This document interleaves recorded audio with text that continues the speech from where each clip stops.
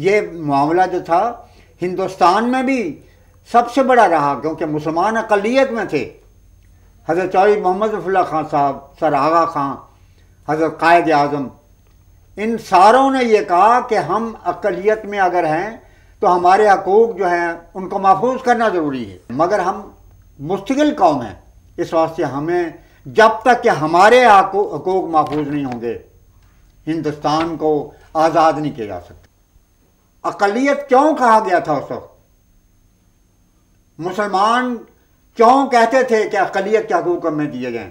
اس لیے کہ ڈیموکریسی ہو یا منارکی ہو یا فیڈریشن ہو یا کانفیڈریشن ہو، واضح بات ہے کہ زیادہ تر حقوق معاشی اور ملکی جو ہیں وہ اکثریتی پارٹی کے پاس چلے جاتے ہیں، کلیدی آسامیاں ان کے پاس ہوتی ہیں، اقلیتی گروپ جو ہے وہ ہمیشہ محروم رہتا ہے۔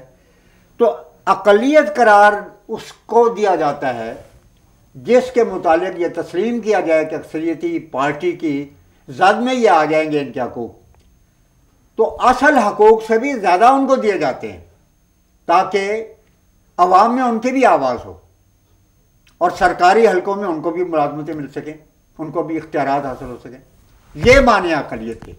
اقلیت کے یہ معنی نہیں ہے کہ ہم ان کو دائرہ اسلام سے خارج قرار دے کے مرتد سمجھتے ہیں اور مرتد کے سزا قتل ہے، یہ ہے خیال اور تصور ان کا۔ تو میں یہ واضح کرنا ضروری سمجھتا ہوں۔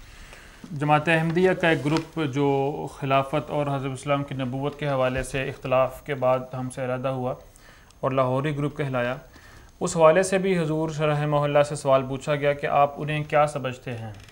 جی بس حضور نے ایک ہی لفظ میں جواب دیا، احمدی۔ صحیح، باوجود اس اختلاف کے ہم انہیں احمدی ہی سمجھتے ہیں۔ احمدی سمجھتے ہیں۔ اب میں آپ سے عرض کروں کہ تمام خلفاء، حضرت مسلم موعود نے بھی یہ فرمایا کہ جو لوگ خلافت سے الگ ہیں وہ نظام جماعت سے ضرور الگ ہیں، مگر جب خود اپنے سے احمدی کہتے ہیں ہم ان کو غیر احمدی کیسے کہہ سکتے ہیں؟ یہی ہمارا مسلک ہے۔ ایک شخص کہتا ہے کہ میں مسلمان ہوں، ہم یقیناً اس کو مسلمان کہیں گے۔ ایک کہے گا میرا ہندو ازم سے تعلق ہے، ہم اس کو ہندو کہیں گے۔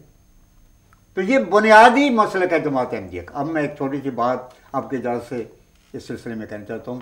حضرت امیر المومنین کا جواب وہ جو میں نے عرض کر دیا ہے۔ بات یہ ہے کہ حضرت خلیفۃ المسیح ثالث کی اجازت سے ہی میں جلسوں میں جاتا تھا، خواہ خدام کے جلسے ہوں۔ بدوملی میں مثلا مولانا طاء المجید صاحب راشد اسد خدام الاحمدیہ کے، اس وقت تو خدام الاحمدیہ مرکزیہ تھی، اس کے صدر تھے، ان کے ساتھ وہاں پر گئے۔ اس کے علاوہ بھی کئی موقعوں پر جانے کا موقع ملا، تو بڑی دلچسپ بات ہوئی۔ وہاں پر بڑی مضبوط جماعت کے زمانے میں بدوملی میں غیر مبین قسم دی جاتی تھی۔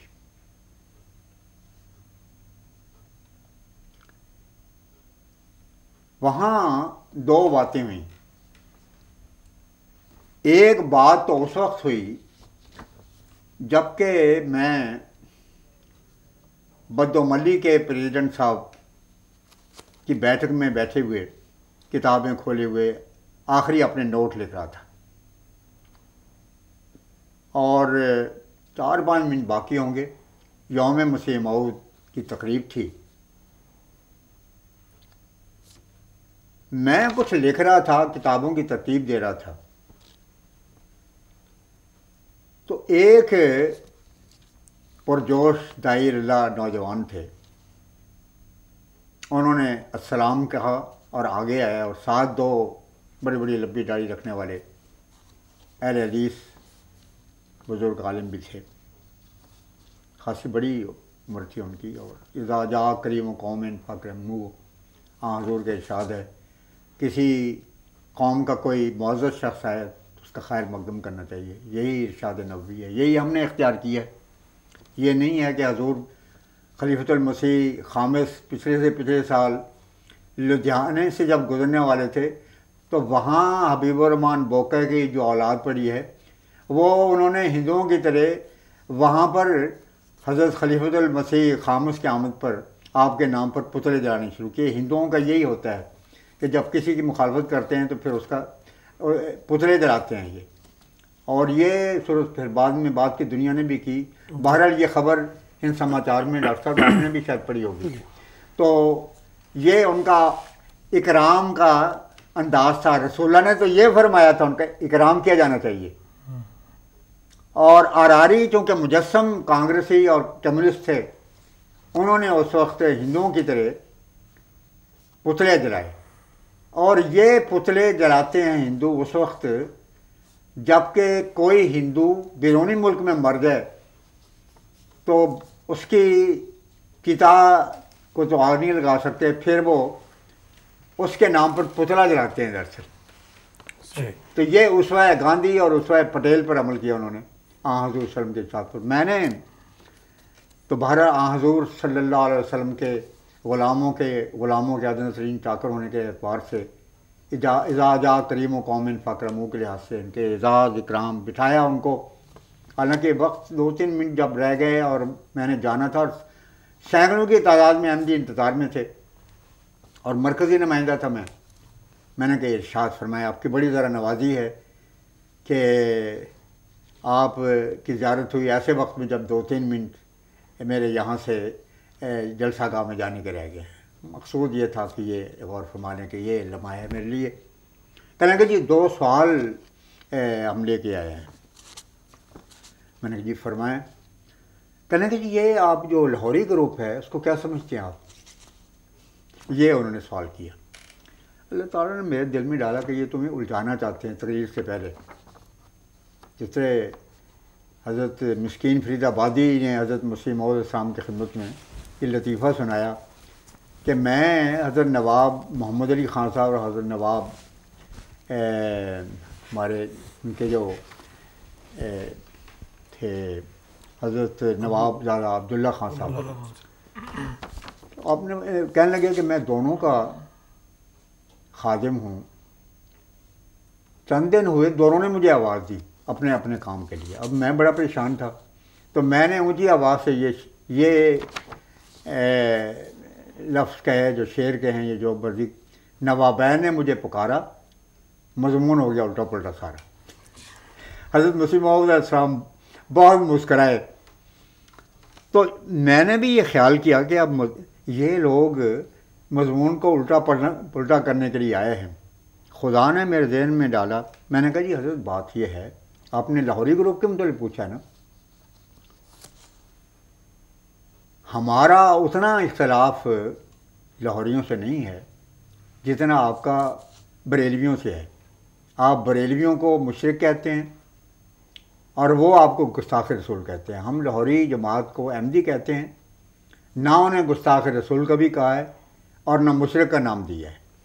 اختلاف صرف اتنا ہے کہ حدیث رسول میں آنے والے مسیح ابن مریم کے لیے 4 دفعہ نبی اللہ کا لفظ استعمال کیا گیا ہے.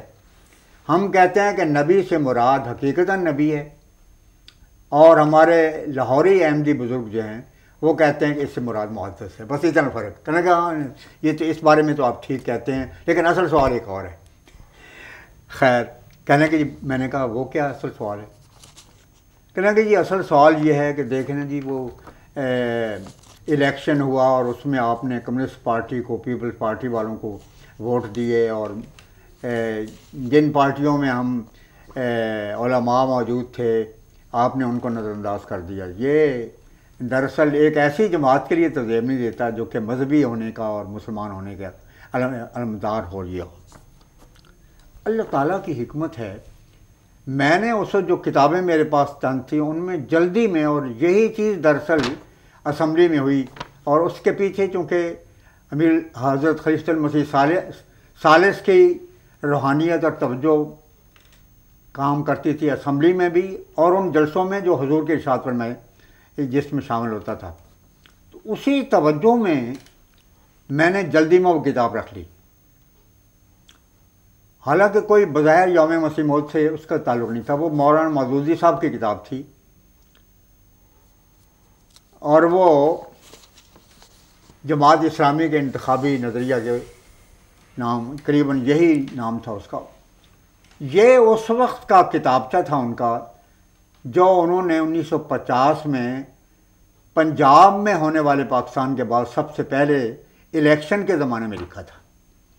اور اس میں یہ لکھا کہ مسلم لیگ تو ایک پلے درجے کی ذلیل جماعت ہے اور اس کی وجہ سے ہی سارا گندگی جو ہے وہ پاکستان میں پھیلی ہوئی ہے، اس سے نجات حاصل کرنا ضروری ہے.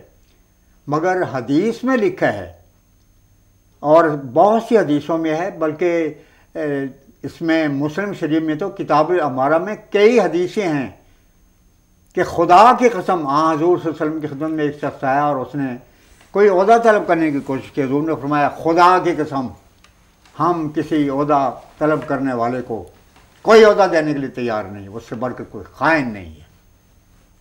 میں نے کہا یہ حضرت کی حدیث تھی. یہ سب علماء خواہ مودودی ہوں، خواہ بریلوی ہوں، خواہ جماعت اسلامی سے ان کا تعلق ہو یا کسی اور جماعت سے ان کا تعلق ہو، وہ ان حدیثوں کو وہ پڑھتے رہے، ساری عمر درس دیتے رہے، کتابیں چھاپتے رہے. پٹو صاحب تو ایک پولیٹیکل فگر ہے، پٹو صاحب زندہ تھے اس وقت، اور ان کی پارٹی ایک سیاسی پارٹی ہے، اس کے سوا کوئی حیثیت نہیں. نہ انہوں نے کبھی رسول اللہ کی حدیث پڑھی، نہ ان کو ضرورت ہے، ایک کمیونسٹ کو کیا ضرورت پڑی ہے. لیکن حیرت کی بات ہے جب یحییٰ خان صاحب کے لیگل فریم کے مطابق انتخابات شروع ہونے لگے تو بھٹو پارٹی بعد میں پہنچی ہے اور ملا پہلے پہنچا ہوا تھا. ہم نے سوچا کہ یہ لوگ ساری عمر رسول اللہ کی حدیث پڑھتے رہے، جن میں اہل حدیث بھی ہیں اور جماعت اسلامی والے بھی ہیں، کہ وہ شخص سب سے بڑا خائن ہے جو خود کو عہدہ طلب کرنے کے لیے پراپیگنڈا کرتا ہے یا کوشش کرتا ہے. مگر عجیب لوگ ہیں کہ اس حدیث رسول کو ردی کی ٹوکری میں ڈال کے ملا سب سے پہلے پہنچا ہے. تو جماعت احمدیہ نے یہ فیصلہ کیا کہ ہم ڈیریا اور کمیونسٹوں کو ووٹ دیں گے مگر محمد صلی اللہ علیہ وسلم کے ان گستاخوں کو ووٹ نہیں دے سکتے جو ساری عمر رسول اللہ کی حدیث پڑھتے رہے اور اقتدار کی خاطر خدا کے رسول کی ایسی بے حرمتی کی کہ اس کو پارا پارا کر کے ردی کی ٹوکری میں ڈال دیا اور اقتدار کی خاطر میدان انتخاب میں آ گئے، کہنے کہ تم نے ٹھیک کیا. بالکل. میں جب واپس آیا تو طریق یہ تھا کہ فوراً میں حضور کے سامنے رپورٹ پیش کرتا تھا، یا اگر نماز کا وقت ہوتا تو پھر نماز کے مان بعد حضور چلتے چلتے مجھ سے پوچھے. میں نے جب یہ بات کی تو حضور بہت خوش ہوئے، فرمایا تم نے بہترین وکالت اور ترجمانی کی ہے جماعت احمدیہ. ایک سوال جو عموماً مخالفین کی طرف سے کیا جاتا ہے اعتراض حضرت مسیح موعود علیہ السلام پر، اور وہی اعتراض اسمبلی میں بھی پیش کیا گیا کہ حضرت مسیح موعود علیہ السلام نے جو یہ کہا کہ 100,000 حسین است در گریبانم، اس سے حضرت امام حسین علیہ السلام کی توہین ہوتی ہے. اس سوال کے جواب میں حضور نے کیا ارشاد فرمایا؟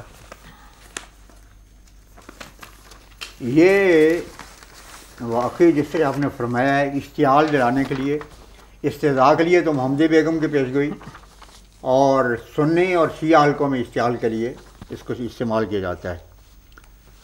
حضرت خلیفۃ، کیونکہ بے شمار سوالات تھے اور حضور صرف اسمبلی کے دانشوروں کے سامنے جماعت احمدیہ کی عظیم الشان علم کلام اور مسیح پاک علیہ السلام مسلک کی حقانیت کا دن چڑھانے کے لیے نمونے پیش کرنا چاہتے تھے. اس لیے حضور نے بعض تفصیل سے جواب دیے، بعض اشارتاً جواب دیے، جو خود وہ اشارہ بھی دراصل کافی تھا ان کے لیے. حضور نے اس موقع پر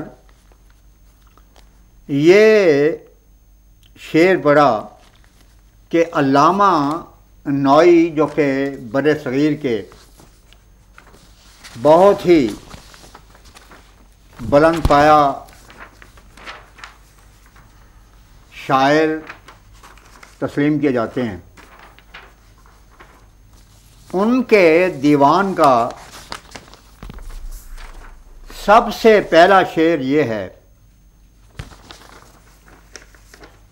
یہ شعر جو حضور نے پڑھا ہے وہ یہ عکس تھا جو اللہ تعالیٰ کے فضل سے مجھے انڈیا آفس سے میسر آیا تھا. اس وقت ہمارے اکرم خان صاحب مرحوم جو کہ افریقہ میں رہے نیروبی میں، اکرم غوری صاحب، محمد اکرم صاحب غوری رحم اللہ تعالی، بہت ہی عظیم انسان تھے. خدا نے ان کو خلافت ثالثہ میں الہام نے بتا دیا تھا کہ حضرت خلیفۃ المسیح رابع خلیفہ بننے والے. یہاں پر رہے، میرے دفتر میں کام کرتے رہے. لنڈن میں گئے تو میں نے بات چیزیں ان سے منگوائیں. وہ انگریزی میں جتنے بھی ترجمہ میرے مقالوں کا مولانا بشیر احمد خان صاحب نے اپنے مسلم ہیرلڈ میں شائع کیا ہے، اس کا ترجمہ انہی کے قلم سے ہوا ہے. یہ شان کے انسان تھے کہ جب نیروبی میں تھے حضرت سید محمود اللہ شاہ صاحب اس وقت امیر جماعت تھے، تو انہوں نے ان کی اجازت سے حضور کی خدمت میں لکھا کہ حضور ٹبورا اگر تشریف لائیں تو سارے اخراجات میں ادا کروں گا. یہ محمد اکرم خان صاحب نے ان کے ذریعے سے یہ ملا مجھے. اور یہ آپ دیکھیں کہ انڈیا آفس کی مور بھی لگی ہوئی. اس قلمی نسخے کا پہلا شعر یہ ہے، فارسی دیوان ہے یہ. کربلائے عشقموں لب تشنا سر تا پائے من، کربلائے عشقموں لب تشنا سر تا پائے من، صد حسین کشتہ در ہر گوشائے صحرائے من. علامہ نووی فرماتے ہیں کہ میں کربلائے عشقم، میں عشق کا کربلا ہوں، وَلَبْ تشنا سرتا پائے من، اور سر سے لے کر پاؤں تک پیاسا ہوں، تشنا ہوں. صد حسین کشتہ در ہر گوشائے صحرائے من، اور میرے صحرا کے ہر گوشے میں 100 حسین مقتول اور شہید موجود ہیں. تو تشبیہ دینے والوں نے تو یہاں تک آیا حضرت، یہ جواب تھا جو حضور نے دیا. اب اس سلسلے میں اگر اجازت ہو تو میں ایک چھوٹی سی بات یہ عرض کروں جو حضور کے اس ارشاد کے مطابق تحقیق کے بعد میرے سامنے آئی. وہ یہ ہے، ایک موٹی بات ہے یہ. دیکھیں مولانا محمد علی مولانا شوکت علی صاحب کا ایک مشہور شعر ہے، اور وہ شعر یہ ہے، قتل حسین اصل میں مرگ عزیز ہے، اسلام زندہ ہوتا ہے ہر کربلا کے بعد. اب میں آپ سے پوچھتا ہوں کہ یہ جو دوسرا مصرع ہے، اسلام زندہ ہوتا ہے ہر کربلا کے بعد، کربلا تو ایک ہی ہے جو عراق میں ہے. یہ ہر کا لفظ بتاتا ہے کہ یہ تشبیہ ہے، دراصل استعارہ ہے، یہ مجاز اور کنایہ ہے. انگریزی میں کیا کہتے ہیں، میٹیفر کے لفظ غالباً استعمال ہوتا ہے. تو استعارہ میں مصیبتوں کو اور دکھوں کو کربلا کہا جاتا ہے، اور اس میں مبتلا ہونے والے کو حسین سے تشبیہ دی جاتی ہے. یہی تشبیہ اس میں ہے. تو جب ہر کربلا کے لحاظ سے بہت سے کربلا ہیں تو پھر حسین بھی بہت سارے ماننے پڑیں گے. یہ دیکھیں، شعبہ اشاعت Imamia student organisation Pakistan government degree college Dera Ghazi Khan کا یہ رسالہ ہے لمحہ فکریہ کے عنوان سے، اور اس میں لکھا ہے حضرت امام جعفر صادق علیہ السلام کا قول، کل یوم عاشورا و کل ارض کربلا، ہر دن ہمارے لیے 10 محرم کی تاریخ ہے، اور ہر ایک زمین ہمارے لیے کربلا ہے. اب حضرت امام جعفر صادق نے ہر جگہ کو کربلا قرار دیا کیونکہ مسائل مبتلا تھے، اور ہر دن کو یوم عاشورہ قرار دیا۔ حضرت مسیح موعود علیہ السلام بھی یہی فرماتے ہیں۔ آپ کا شعر یہ ہے، کربلا ایست سیر حرانم صد حسین است در گریبانم۔ حضرت حافظ مختار احمد صاحب تو فرمایا کرتے تھے کہ اس سے بہتر کوئی تشبیہ نہیں ہو سکتی۔ فرماتے یہ ہیں حضرت مسیح موعود علیہ السلام کہ میں جو محمد عربی صلی اللہ علیہ وسلم کے دین کی طرف سے دفاع کر رہا ہوں، تو اسلام کے دشمن جن میں برہمن سماجی شامل ہیں، سناتنی شامل ہیں، دیو مارگی شامل ہیں، عیسائی شامل ہیں، ہندو شامل ہیں، سکھ شامل ہیں، بدھسٹ شامل ہیں، یہ تمام کے تمام انہوں نے میرے لیے ہر جگہ کربلا بنائی ہوئی ہے۔ ہندوستان کا چپا چپا میرے لیے کربلا بن گیا۔ ہزاروں لاکھوں کربلا ہوئی یا نہ ہوئی حضرت امام جعفر صادق کے مطابق، تو فرماتے ہیں بے شمار کربلائیں میرے لیے بنائی گئی ہیں اسلام کے دشمنوں کی طرف سے۔ مسیح موعود علیہ السلام نے تو بلکہ آئینہ کمالات اسلام میں فارسی کا ہی آپ حضور کا کلام ہے، اس میں فرماتے ہیں کہ رسول پاک صلی اللہ علیہ وسلم کے راہ میں اگر میں لاکھوں بار بھی شہید کر دیا جاؤں تو میرے لیے بہت بڑی باعث سعادت ہے۔ تو یہی مضمون یہاں پر ہے۔ فرمایا اسلام کے دشمن مجھ پر ہر لمحے حملہ کرتے ہیں، گویا ان کی نگاہ میں ان کے مقابل پر ایک حسین نہیں بلکہ 100 حسین ان کو نظر آتے ہیں۔ یعنی 100 عشاق محمد کی طاقت انہیں مجھ میں نظر آتی ہے، اس واسطے وہ ایک دفعہ میرے لیے کربلا نہیں بناتے، سینکڑوں بار کربلائیں بنا رہے ہیں۔ آپ دیکھیں کتنے مقدمے کیے گئے ہندوؤں کی طرف سے، عیسائیوں کی طرف سے، اور اس مقدمے میں ہندو شامل، اس میں مسلمان کہلانے والے شامل۔ اس کربلا بنانے والوں میں کتنے یزیدی اکٹھے ہو گئے تھے۔ تو فرماتے ہیں کہ مجھ پر حملہ کرنے والے یزیدی اسلام کے دشمن ایک بار حملہ نہیں کرتے بلکہ سینکڑوں بار کرتے ہیں، اس لیے انہیں نظر آتا ہے کہ اسلام کا دفاع کرنے والا ایک حسین نہیں بلکہ 100 حسین ہیں، اس لیے سینکڑوں دفعہ ان پر حملہ کیا جا رہا ہے۔ یہ مفہوم تھا جو حضرت مسیح موعود علیہ السلام نے اس میں بیان کیا ہے، اور اس سے بڑھ کر اسلام اور محمد عربی صلی اللہ علیہ وسلم اور امام حسین کی عظمت کا تصور نہیں ہو سکتا۔ اب آخر میں خود مسیح موعود علیہ السلام کے الفاظ میں بتاتا ہوں کہ امام حسین کا مقام کیا ہے۔ میں آپ کو یقین دلاتا ہوں کہ آج تک حضرت امام حسین علیہ السلام کی منقبت اور شان اور جلالت مرتبت کے متعلق بہت زیادہ شائع کیا گیا ہے، شیعہ حضرات کی طرف سے، سنی اسکالر کی طرف سے بھی، لیکن جس بصیرت کی نگاہ سے حضرت مسیح موعود علیہ السلام نے امام حسین کی شان بیان کی ہے، میں آپ کو یقین دلاتا ہوں کہ آج تک کوئی متکلم، کوئی محدث،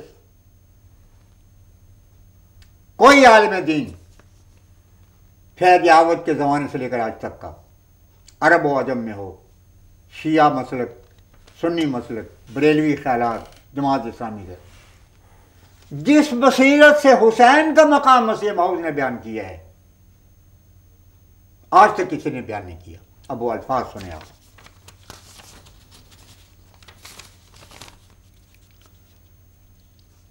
حضرت مسیح موعود علیہ السلام نے یہ اشتہار دیا جس کا میں آپ کو سناتا جاتا ہوں۔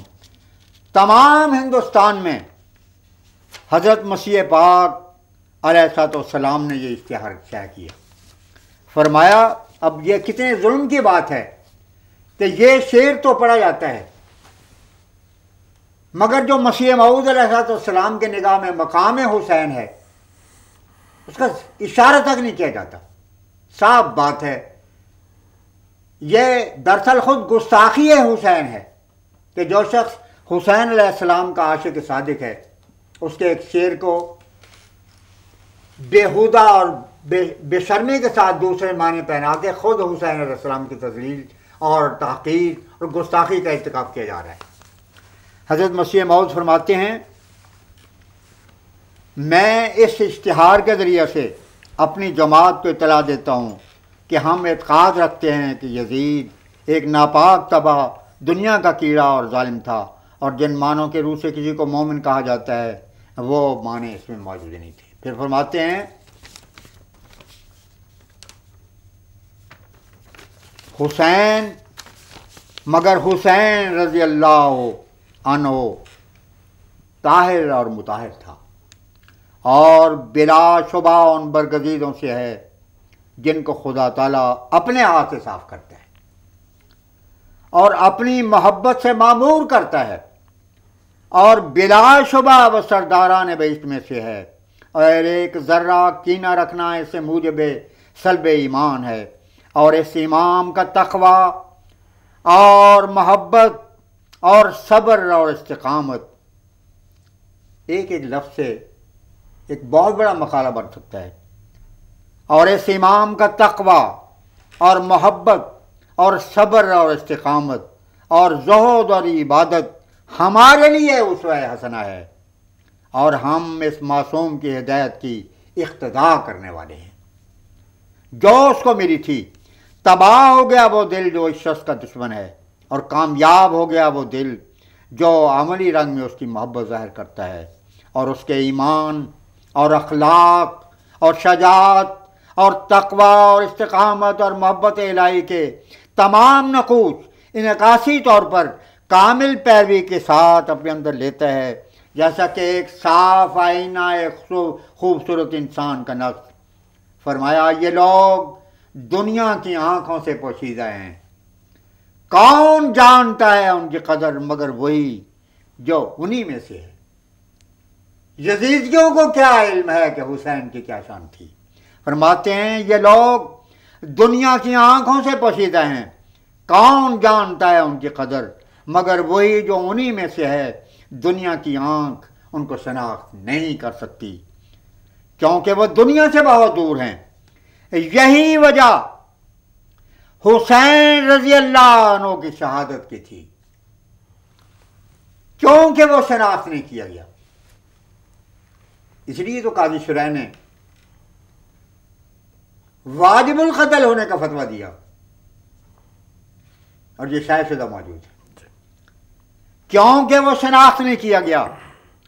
دنیا نے کس پاک اور برگزیدہ سے اس کے زمانے میں محبت کی تا حسین رضی اللہ عنہ سے بھی محبت کی جاتی. اب آخر میں صرف ایک دو شعر سنانا چاہتا ہوں حضرت امام حسین علیہ السلام کی مرتبت میں.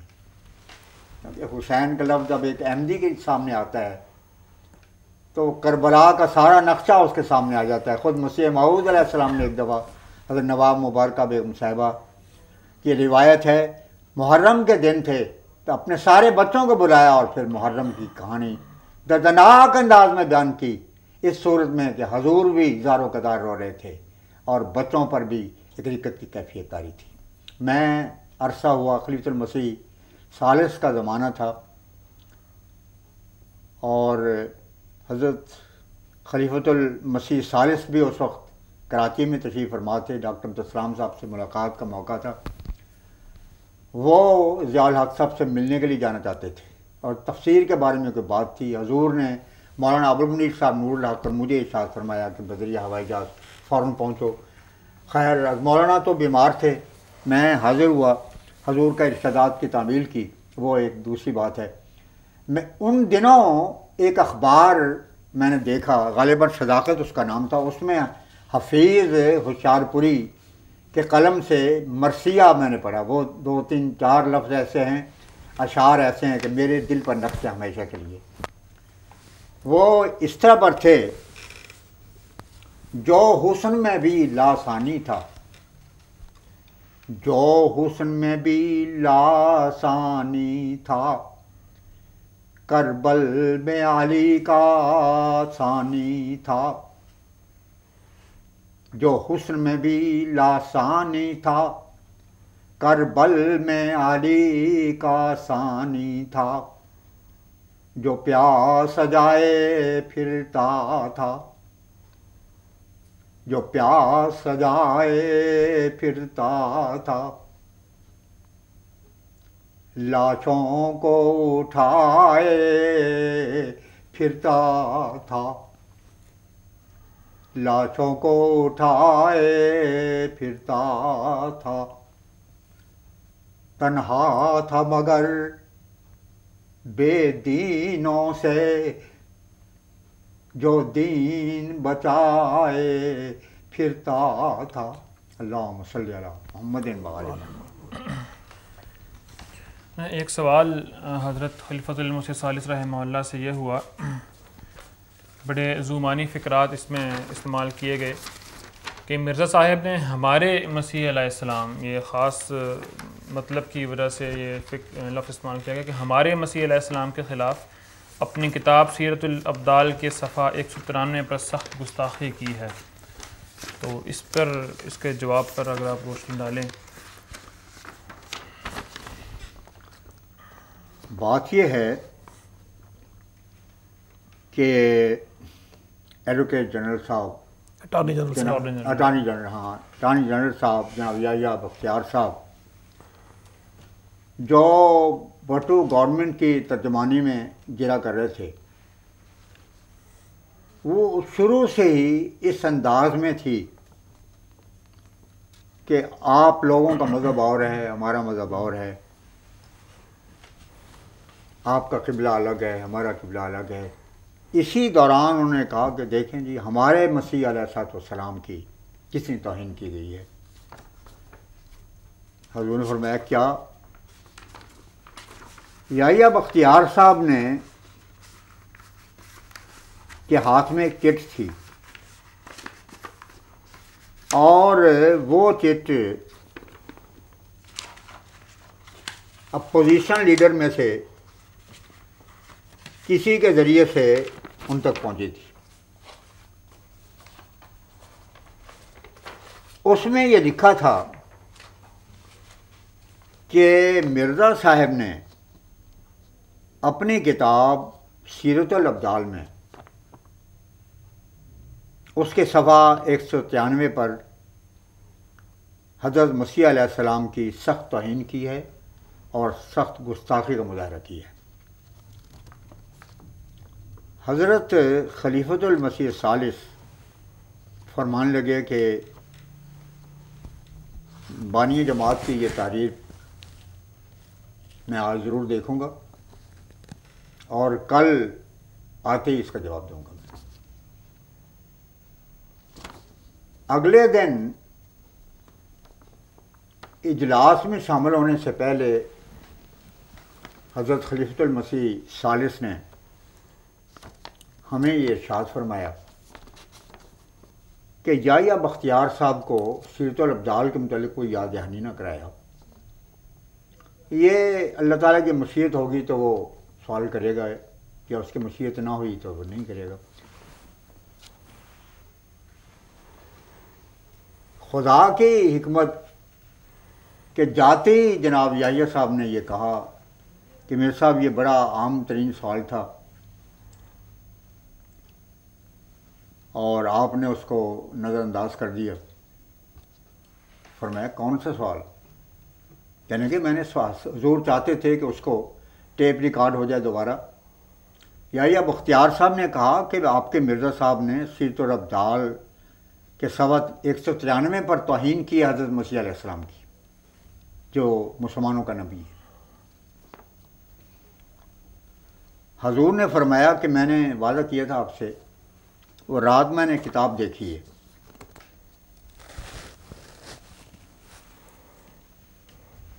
اس کتاب کے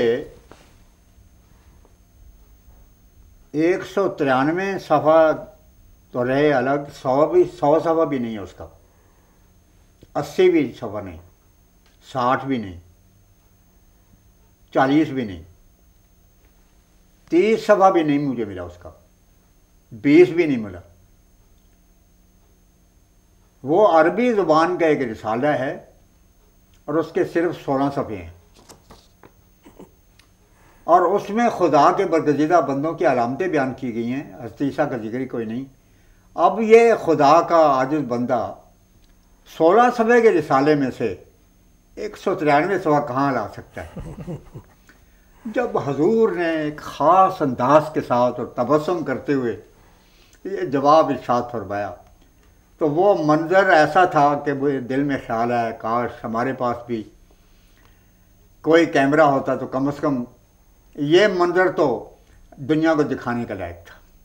ہم نے یعنی میرے سامنے اب بھی وہ نقشہ ہے، اپوزیشن کا لیڈر مفتی محمود صاحب، نورانی صاحب، پروفیسر غفور صاحب، ظفر، یعنی ایک بھاگڑ مچی ہوئی تھی۔ کوئی کہہ رہا تھا میرے صاحب کی کتابیں ماں سامنے پڑی ہوئی تھی، کوئی اس طرف دوڑا دیکھنے کے لیے، کوئی اپنی کتاب دیکھ رہا ہے محمدی پاگل یا غالباً کون سی کتاب۔ اس جواب کے بعد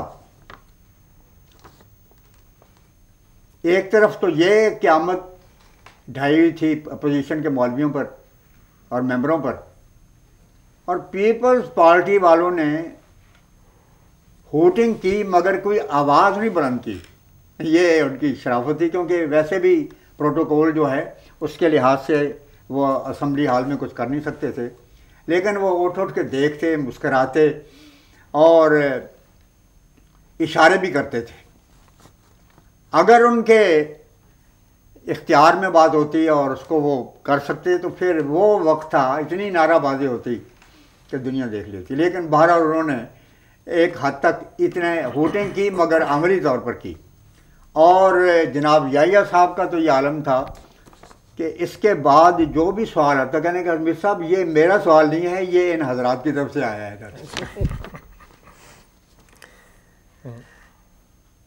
ایک سوال کفر اور خارج از اسلام کی اصطلاحات کے بارے میں حضرت خلیفۃ المسیح سے کیا گیا تھا کہ یہ اصطلاحات جو ہیں یہ جماعت احمدیہ کے لٹریچر میں مسلمانوں کی نسبت استعمال کی گئی ہیں۔ یہ کیا یہ چیز ہے؟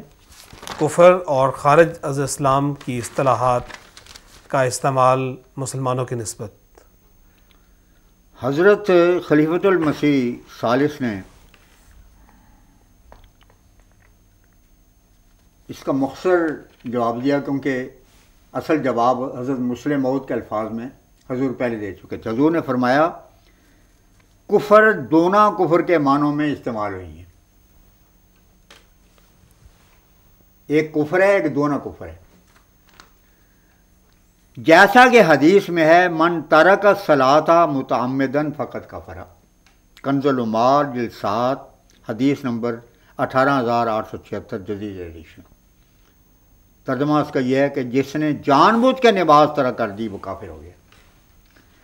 اور کنز العمال میں یہ حدیث ہے من مشى مع ظالم لیعینہ وهو یعلم انہ ظالم فقط خرج من الاسلام، جو شخص کسی ظالم کے ساتھ چلا اور اسے معلوم ہے کیوں چلا، لیعینہ تاکہ اس کی مدد کرے، وہ یعلم اور اسے پورا علم ہے کہ وہ ظالم اور غاصب اور فرعون ہے، فقط خارج عن الاسلام ہے، تو دائرہ اسلام سے خارج ہو گیا۔ جی صحیح۔ ایک اعتراض جو علماء کی طرف سے جماعت احمدیہ پر کیا جاتا ہے حضرت مسیح موعود علیہ السلام کے حوالے سے، وہ اسمبلی میں بھی دہرایا گیا کہ حضرت مسیح موعود علیہ السلام نے حضرت فاطمہ الزہرا کو کشف میں دیکھا، جی، اور اس کی انہوں نے کچھ تھوڑی سی تفصیل بیان کی، اس حوالے سے حضور نے کیا بیان فرمایا؟ یہ اشتعال انگیزی کا حربہ تھا جو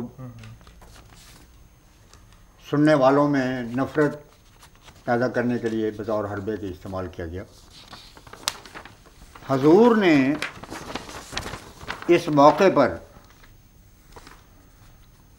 جو جواب ارشاد فرمایا وہ یہ تھا کہ نبی کے کشف کی بھی تعبیر ہوتی ہے۔ تذکرۃ الاولیاء میں ہے کہ حضرت امام حنیفہ نے خواب میں دیکھا کہ میں حضرت صلی اللہ علیہ وسلم کے مزار سے حضور کی ہڈیاں چن رہا ہوں، جس کا مطلب حضرت صلی اللہ علیہ وسلم کی مبارک سنت کا احیاء تھا۔ یہ مقدس الفاظ تھے جو خلیفہ راشد کی زبان مبارک سے اس وقت اسمبلی کے حال میں گونجے تھے۔ اب آخر میں آپ اگر اجازت دیں تو میں اس کے بعد کی تحقیق جو حضور کے ارشاد کے مطابق میں کرتا رہا، اس کی ایک چھوٹی سی چند منٹوں میں جھلک آپ کو سامنے رکھنا چاہتا ہوں۔ یہ جو حضور نے حوالہ پیش فرمایا، یہ تذکرۃ الاولیاء کہ صفحہ 188 میں حضرت امام حنیفہ رحمۃ اللہ علیہ کے حالات میں حضرت فریض الدین عطار رحمۃ اللہ علیہ جیسے ولی کامل نے بیان فرمایا ہے۔ الفاظ یہ ہیں، حضرت امام ابو حنیفہ کا تذکرہ کرتے ہوئے فرماتے ہیں کہ شرع و ملت کے چراغ، دین و دولت کی شمع، ثابت حق کے نعمان، جواہر معانی اور دقائق کے عمان، عالم، صوفی، عارف، امام جہان امام ابو حنیفہ رحمۃ اللہ علیہ ایسے شخص ہیں جن کی صفت ہر ایک نے کی ہے اور ہر مذہب کے مقبول ہیں۔ پہلے یہ آپ کی ریاضت، مجاہدے، خلوت اور مشاہدے کی کوئی انتہا نہیں تھی۔ اصول طریقت اور فروع شریعت میں اعلیٰ درجہ اور گہری نظر رکھتے تھے۔ آپ نے بہت سے صحابہ کی زیارت کی، مثلا انس بن مالک، جابر بن عبداللہ بن عوفہ، اسلح بن اسقا اور عبداللہ بصری رضی اللہ عنہ، اور صادق رضی اللہ تعالیٰ عنہ کے ہم نشین رہے، یعنی حضرت امام جعفر صادق علیہ السلام۔ پھر سید المرسلین صلی اللہ علیہ وسلم کے روضہ مبارک پر گئے اور سلام علیک یا سید المرسلین کہا، جس کے جواب میں سنا علیہ السلام۔ ایسے عالم یعنی صاحب کشف تھے۔ منقول ہے کہ آپ نے حقیقی قبلہ کی طرف توجہ کی اور دنیا سے پھیر لی اور صوف پہن لی۔ ایک رات خواب میں دیکھا کہ آپ جناب صلی اللہ علیہ وسلم کی ہڈیاں لحد میں سے اکٹھی کر رہے ہیں، اور بعض کو پسند کرتے ہیں اور بعض کو نہیں۔ مارے خوف کے بیدار ہوئے تو ابن سیرین کے ایک صحابی سے پوچھا۔ اب اس میں صحابی کا لفظ ابن سیرین کے ماننے والوں کے لیے استعمال کیا گیا ہے، تو جس نے وہ رسوائے عالم جاری کیا ہے آرڈیننس 1984 کا، اس کو اپنے لٹریچر کا بھی پتہ نہیں ہے۔ تو دیکھیں ابن سیرین جو کہ عالم اسلام کے مشہور محبت سمجھے جاتے ہیں، ان کا تذکرہ حضرت فریض الدین عطار کر رہے ہیں اور ابن سیرین کے ساتھی کو صحابی کا نام دیا جا رہا ہے۔ وہ کہتے ہیں نا، کیوں کر خدا کے عرش کے قائل ہوں یہ عزیز، جغرافیے میں عرش کا نقشہ نہیں ملا، اسلام ہی نہیں پڑھا، قرآن ہی نہیں دیکھا، تاریخ اسلام کے برگردانی کی نہیں کی، اور ایک نیا اسلام بنا کے تو جماعت احمدیہ کو بذام خیز ختم کرنے کے لیے آرڈیننس بنا دیے، اور دنیا پر ظاہر ہو گیا اس لحاظ سے کہ جن ہاتھوں نے لکھا ہے اور جن کی وجہ سے لکھا گیا ہے ان کا اسلام سے بھی تعلق نہیں، تاریخ سے بھی تعلق نہیں۔ بہرحال ایک بات تو میں اس سلسلے میں یہ کہنا چاہتا ہوں، لیکن اور بھی چند لمحوں میں یہ دیکھ لیں، صرف میں اشارہ کر لوں گا اور پھر اجازت چاہوں گا۔ حضرت پیران پیر آئے، حضرت شیخ عبد القادر جیلانی کسی تعارف کے محتاج نہیں۔ آپ نے اپنی کتاب قلائد الجواہر میں لکھا ہے کہ ایک شب میں نے دیکھا کہ میں ام المومنین حضرت عائشہ صدیقہ کی آغوش میں دائنی چھاتی سے دودھ پی رہا ہوں۔ مسیح موعود سامنے جو لکھا ہے جہاں کشف فرماتے ہیں کہ میں نے کشف میں دیکھا حضرت فاطمہ کو مادر مہربان کی طرح، تو فرماتے ہیں مجھے اللہ نے بتایا کہ تمہارے خاندان میں تمہاری دادیاں نانیاں سادات میں سے بھی تھیں، یہ کشف تھا. اور میں نے اپنے تئیں دیکھا کہ حضرت فاطمہ مجھ کو اپنی گود میں اسی طرح بٹھائی ہوئی ہیں جس طرح کہ والدہ مہربان ہو وہ اپنے بیٹے کو بٹھائی ہوئی. تو یہ کشف ہے جس پر اعتراض کیا گیا ہے. تو حضرت پیران پیر فرماتے ہیں کہ ایک شب میں نے دیکھا کہ ام المومنین حضرت عائشہ صدیقہ کی آغوش میں دانی چھاتی سے دودھ پی رہا ہوں. پھر آپ نے بائیں چھاتی نکالی اور میں نے دودھ پیا، اور اس کے بعد حضور نے داخل ہو کر فرمایا اے عائشہ یہ ہمارا حقیقی فرزند ہے. یہ قلائد الجواہر میں موجود ہے. کل گلدستہ روایت میں اسی، یہ تو عربی میں ہے قلائد الجواہر، آپ کے اردو جو شمائل کی کتاب ہے اس کتاب میں اس کو درج کیا گیا ہے. یہ گلدستہ کرامت، گلدستہ کرامت یہ ایک عرب تھے صدیوں قبل کے، انہوں نے ایک کتاب لکھی. اس کتاب کا ترجمہ گلدستہ کرامت کے نام سے یہ 1896 میں شائع ہوا ہے، اور اسے مفتی غلام سرور صاحب نے ترجمہ کیا اور اس کا نام گلدستہ کرامت رکھا. اب آپ اس سلسلے میں یہ بھی دیکھیں، حضرت سید احمد صاحب بریلوی کے متعلق سوانح احمدی میں ان کے مرید مولوی محمد جعفر خان صاحب نے لکھا ہے کہ ایک رویا میں رسول پاک صلی اللہ علیہ وسلم نے 3 چھوارے اپنے دست مبارک سے سید صاحب کے منہ میں ڈالے اور محبت سے پلائے، اور جب آپ بیدار ہوئے تو شیرینی ان چھواروں کی آپ کے ظاہر اور باطن سے واضح ہو رہی تھی. اس کے بعد ایک دن حضرت علی کرم اللہ وجہہ اور سیدۃ النساء فاطمہ الزہراء رضی اللہ تعالی عنہا نے ایک لباس اپنے ہاتھ سے آپ کو پہنایا. یہ کن کا ہے؟ حضرت سید احمد صاحب بریلوی رحمۃ اللہ علیہ کا سوانح احمدی میں موجود ہے. اب ایک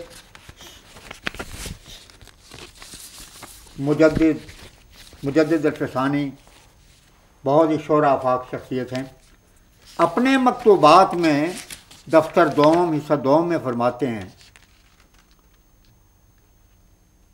اپنے کشف کا ذکر کر کے، میں اس وقت ایسا محسوس کرتا ہوں کہ میں رسول اللہ صلی اللہ علیہ وسلم کے ساتھ ایک جگہ میں رہتا ہوں اور بیٹے کی طرح اپنے باپ کے ساتھ زندگی کے دن گزار رہا، بالکل حضرت مسیح موعود علیہ السلام کے انداز میں، کیونکہ عشق رسول کا چشمہ تو دونوں کا ایک ہی تھا.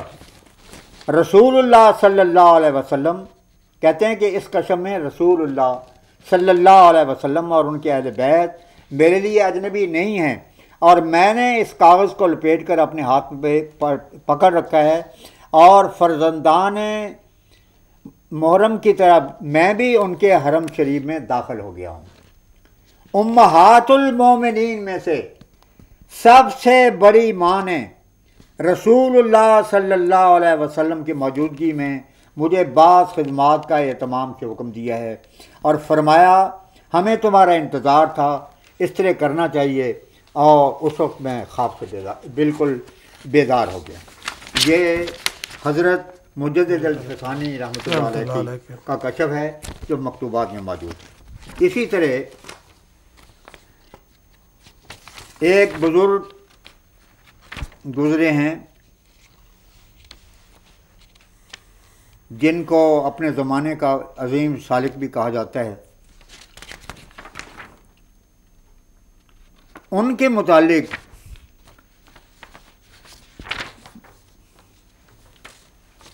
جناب مولوی سید محمد علی صاحب نے ارشاد رحمانی و فضل یزدانی ایک کتاب شائع کی جو عرصہ ہوا درویش پریس دلی میں تباہ ہوئی تھی.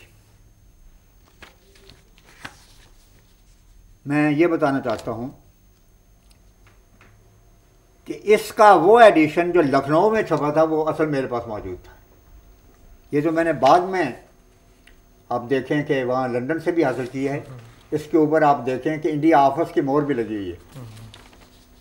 یہاں جو میرے پاس تھا کیونکہ میں جب 85 میں گیا ہوں تو میرا خیال تھا کہ میں بس جلسہ سن کے نمائندے کی حیثیت سے واپس آ جاؤں گا، مگر حضور نے فرمایا 6 مہینے تمہیں یہاں رہنا چاہیے، اور جس سے تم سوال و جواب مدرسے روا میں قائم کرتے رہے ہو وہی مدرسے تمہیں کرنی ہوں گی۔ چنانچہ حضور کے ارشاد کے خلیفۃ المسیح رابع رحمہ اللہ تعالیٰ کے ارشاد پر خود انگلستان میں بریڈ فورڈ، ہڈرسفیلڈ، برمنگم اور اس طرح اور دوسرے مقامات کے علاوہ پھر جرمنی، ہالینڈ میں اس وقت نہیں بعد میں گیا ہوں، اور اس کے علاوہ ناروے، سویڈن، ڈنمارک، ان علاقوں میں اللہ تعالیٰ کی فضل سے توفیق ملی، اور وہاں پر اکثر پھر اطلاعات حضور کو یہی ملی کہ ہمیں رضا کا سوال و جواب کا زمانہ یاد آ گیا۔ بہر کیف، کیونکہ میں تو کتابیں لے کے نہیں گیا تھا، حضور کا ارشاد تھا، تو میں نے کیا کیا کہ 7 دن لگا انڈیا آفس میں، صبح ٹیوب پہ جاتا تھا اور شام کو آتا تھا میں، تو جتنی ہم کتابیں حوالوں کی مجھے مل سکتی تھی میں نے ان کی فوٹو کاپی کرا لی، تو یہ بھی ان میں سے ایک ہے۔ وہ جو لکھنؤ والا ایڈیشن تھا یہ 74 سے پہلے کی بات ہے، میں نے حاصل مطالعہ کا ایک سلسلہ اس زمانے میں بھی جاری کر رکھا تھا، اب بھی الفضل انٹرنیشنل میں ہے۔ حضرت مولانا عبدالطاف صاحب اس کو بڑے خاص انداز سے شائع کرتے تھے۔ اس حاصل مطالعہ میں نے یہ حوالہ جو اب میں پڑھنے لگا ہوں یہ حوالہ بھی دیا حضرت فاطمہ الزہرا کے متعلق۔ تو اس پر بڑا شور مچا، مختلف مذہبی حلقوں نے مرکزی حکومت کو توجہ دلائی۔ انہوں نے پھر یہاں کے ڈپٹی کمشنر صاحب کو کہا کہ یہ اس ظالم شخص کی گرفت ہونی چاہیے۔ ایک نوٹس آیا حضرت مولانا عبدالطاف صاحب کے نام کہ تم نے یہ حوالہ شائع کیا ہے، اور میرے نام کے متعلق کہا کہ اس کی طرف سے شائع کیا گیا ہے اور آپ نے شائع کیا، اور یہ پتہ نہیں ہے کہ اس سے تو حضرت فاطمہ الزہرا کی بہت توہین ہوتی ہے، تو آپ جواب دیں کہ آپ کے خلاف کیوں نہ کارروائی کی جائے۔ تو آج مولانا نے مشورہ کیا، تو میں نے ان سے یہ عرض کی کہ آپ وکلاء سے مل کے تو ان کو جواب دیں کہ یہ ہمارے جو یہ حاصل مطالعہ لکھنے والے اہل قلم ہیں انہوں نے اپنی تو کوئی بات ہی نہیں کی۔ یہ تو 100 سال پہلے ایک عالم دین کا کشف ہے جو حوالے کے ساتھ انہوں نے شائع کیا ہے، اور یہ کشف لکھنؤ میں چھپا ہے پہلی دفعہ۔ تو اگر اس میں کوئی ایسی بات تھی تو سارے متحدہ ہندوستان میں سب سے بڑا مرکز تو شیعہ حضرات کا، امامیہ کا، اثنا عشریہ کا لکھنؤ میں ہے، تو اس وقت کے شیعہ لیڈروں نے کیوں اس کے خلاف احتجاج نہیں کیا؟ یہ جواب تھا۔ ہاں، ڈی سی صاحب کی طرف سے یہ جواب آیا کہ آپ وہ کتاب بھجوا دیں کہ جو اس زمانے میں لکھنؤ سے چھپی تھی۔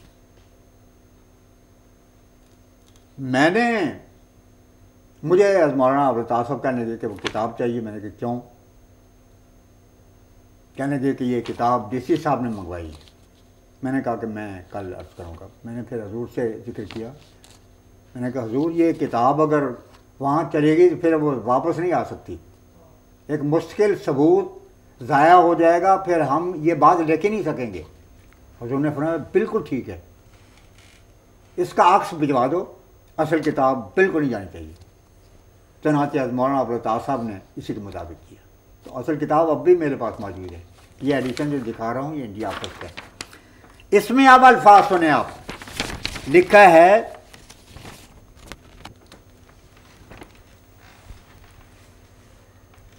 ایک شب حضرت علی اس نیاز مند سے، ایک شب حضرت علی اس نیاز مند سے اپنے بعض واردات اور معاملات بیان فرماتے تھے۔ ان میں ایک یہ ارشاد ہوا کہ ایک مرتبہ حضرت علی رضی اللہ عنہ فرمانے لگے، یہ اپنا بتا رہے ہیں کہ ہمارے گھر میں جاؤ۔ مجھے جاتے ہوئے شرم آئی، یعنی یہ واردات بیان کر رہے ہیں۔ واردات سے مراد کشف اور رویا ہوتی ہے صوفیہ کی زبان میں۔ ارشاد ہوا کہ ایک مرتبہ حضرت علی رضی اللہ عنہ فرمانے لگے کہ ہمارے گھر میں جاؤ. مجھے جاتے ہوئے شرم آئی، اس لیے تحمل کیا. حضرت نے مقرر فرمایا، یعنی شیر خدا حضرت علی نے، کہ جاؤ. ہم کہتے ہیں میں اندر گیا تو وہاں حضرت فاطمہ رضی اللہ عنہما تشریف رکھی تھی. آپ نے، کس نے؟ حضرت فاطمہ نے، حضرت فاطمہ تو زہرا رضی اللہ تعالیٰ نے سینہ مبارک بالکل کھول کر میرے سینے سے لگایا اور بہت پیار کیا. اور حاشیے میں لکھا ہے اس سے مقصود بلا واسطہ اور بلا حجاب اپنے کمالات باطنی سے فیض یاب کرنا ہے. اور یہ امر ظاہر کرتا ہے کہ حضرت مولانا مثل معصوم بچوں کے ہیں اور ہمارے پیارے ہیں. اور اس کی نظیر شاہ نور الدار کی حالت سے جو ملفوظات رزاقی کے صفحہ 92 میں لکھی ہے کہ حضرت عبد الرزاق ہانسوی در مد ایشاں فرمودان کہ شاہ نور الدار دیدام کے دارا غوث حضرت فاطمہ زہرا علیہ السلام چنا بازی میں کرت کہ اطفال در کنار مادر خود میں سازن. جس طرح کہ چھوٹے بچے ماں کی گود میں کھیلتے ہیں، تو شاہ نور الدین کہتے ہیں کہ میں نے خواب اور کشف میں دیکھا کہ میں اسی طرح حضرت فاطمہ تو زہرا کے گود میں کھیل رہا ہوں. اب اسی سلسلے میں آپ آخر میں یہ سنیں، میرے پاس وہ واقعہ کے ساتھ بیان کرتا ہوں کیونکہ واقعہ بیان کرنے سے اصل حقائق وہ ذہن میں آ جاتے ہیں. یہ میرے پاس اس وقت حضرت سلطان العارفین سلطان باہو رحمۃ اللہ علیہ، بہت ہی عظیم صوفی گزرے ہیں، اور ان کا موطن یہی ضلع جنگ تھا. حضرت سلطان باہو رحمۃ اللہ علیہ کی کتاب ہے نور الہدیٰ. اس کا ترجمہ فقیر نور محمد صاحب سروری قادری کراچوی کے قلم سے 5ویں دفعہ 1976 میں شائع ہوا، اور اس کا فوٹو کاپی میرے پاس ہے اور ناظرین اسکرین پہ بھی معلوم دیکھ سکیں گے. یہ وہی ترجمہ ہے جس کے حاشیے میں نے کلمہ کے متعلق آپ کو یاد ہوگا کہ ایک کلمہ بتایا تھا، اور وہ کلمہ تھا لا الہ من کانا الا اللہ تن کانا. یہ اس کے حاشیے میں موجود ہے کہ ایک بزرگ آئے اور انہوں نے ایک دوسرے بزرگ سے کہا کہ میں نے سورہ مزمل کا تو چلہ کیا ہے، کوئی بات نہیں بنی میری. کہنے کہ اچھا تم یہ کلمہ پڑھو. خیر، اس میں جو لکھا ہے میں آپ کو سناتا ہوں.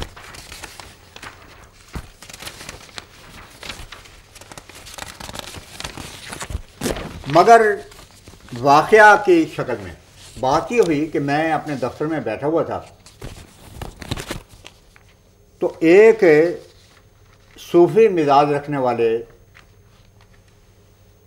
غالباً قادری فرقے سے تعلق تھا ان کا یا چشتی سے، انہوں نے آتے ہی یہ بات کہی، کہنے لگے کہ میں جماعت احمدیہ سے محبت رکھتا ہوں، لیکن مجھے ایک ایسا سوال میرے دل میں ہے، اس کا تصور کرتے ہی ایک خلجان اور طوفان پیدا ہو جاتا ہے.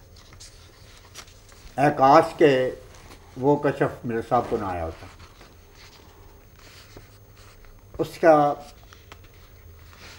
اس کو میں پیش کرتا ہوں، اور میں چاہتا ہوں کہ اگر آپ کے پاس کوئی جواب ہے، اور میں نہیں سمجھتا کسی احمدی کے پاس جواب ہو، اگر ہے تو بتائیں آپ، کیونکہ میرے راستے میں سب سے بڑا حائل یہ حضرت مرزا کا کہ میرے صاحب نے حضرت حضرت فاطمہ الزہرا کے متعلق دیکھا کہ گود میں لیے ہوئے ہیں، تو اہل بیت میں سے امہات المومنین اور فاطمہ اور دوسرے کے متعلق ایسا دیکھنا تو سب سے بڑی گستاخی ہے.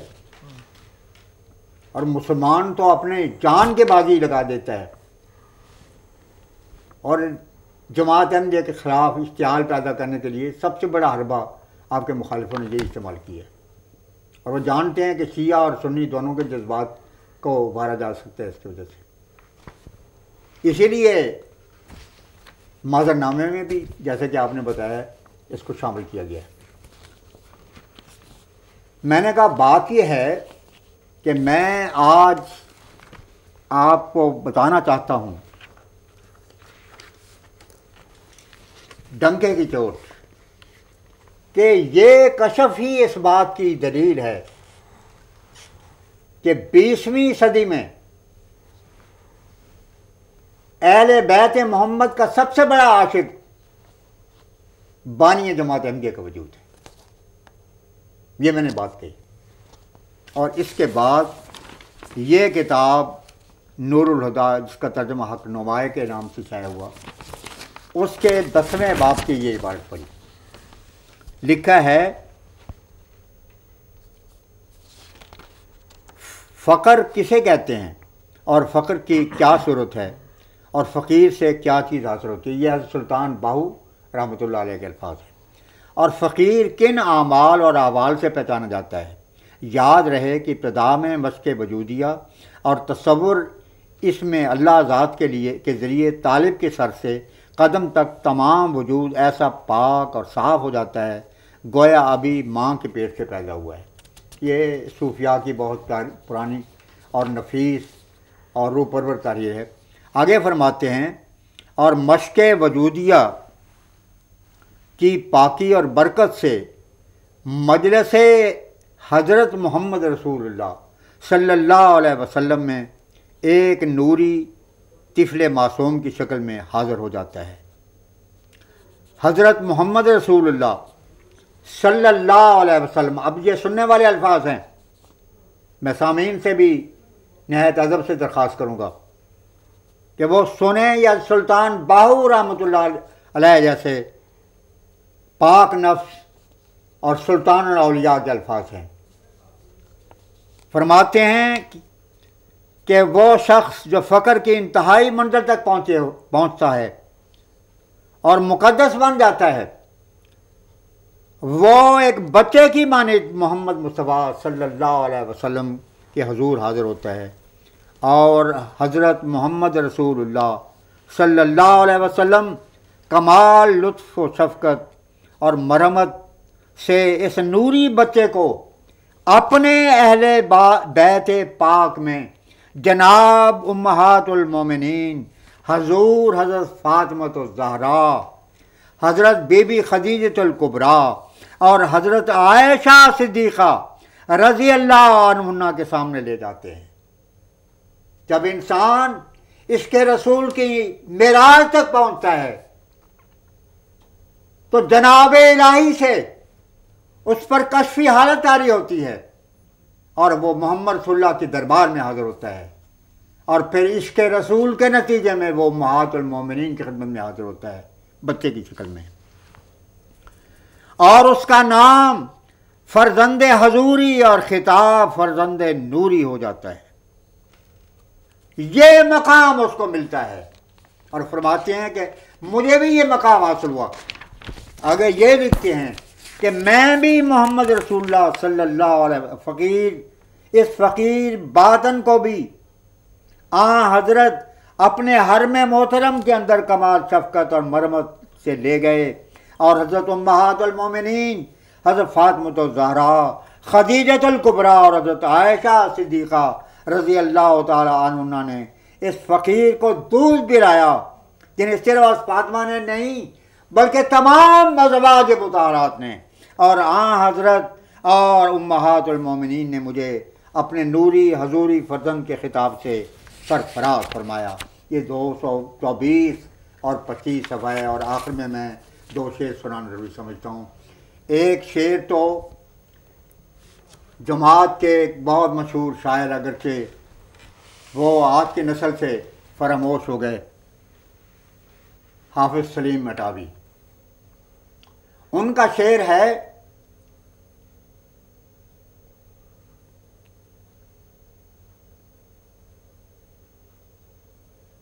بڑے عجیب پرکیف الفاظ میں وہ خراج تحسین ادا کرتے ہیں۔